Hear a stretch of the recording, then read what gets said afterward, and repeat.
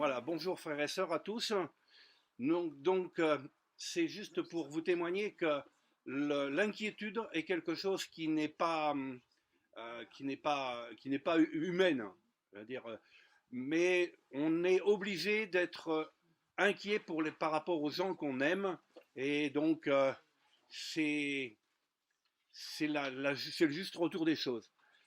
Par rapport à ce que nous avons vécu, mon épouse et moi, on a attrapé tous les deux, enfin, on n'a pas attrapé, Non, c'est pas le mot, le coronavirus nous a attrapés. Dans voilà. ce sens-là, c'est bon, mais dans l'autre sens, c'est pas bon. Oui. Hein, il faut remettre les choses à leur place. Amen. Oui. C'est Voilà. vrai. À Donc, merveille. il nous a rattrapés et voilà, on s'est trouvé dans une situation que Marinette est partie à l'hôpital et moi, je suis resté à la maison. Donc, pendant 20 jours, j'ai attendu que Marinette revienne, mais un mois auparavant, dans une assemblée qui est à Mulhouse, hein, l'assemblée de Porte Ouverte, un frère avait eu une parole de connaissance en nous disant que nous servirons l'Éternel ensemble. Donc, on est en train de faire une formation pour pouvoir servir l'Éternel.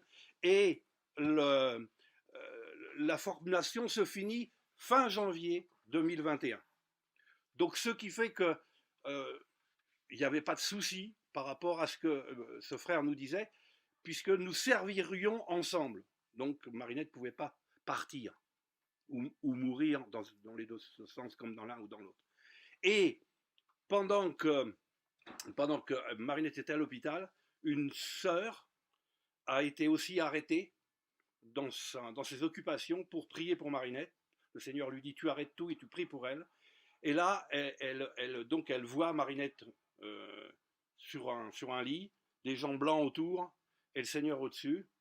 Et là, il lui est dit, euh, je m'occupe de Marinette et je te la ramènerai. Donc c'était une parole qu'elle me confie le lendemain, et c'était le jour où elle était mise dans le coma. Donc j'étais sûr que Marinette reviendrait, malgré toutes les circonstances qu'on pouvait voir.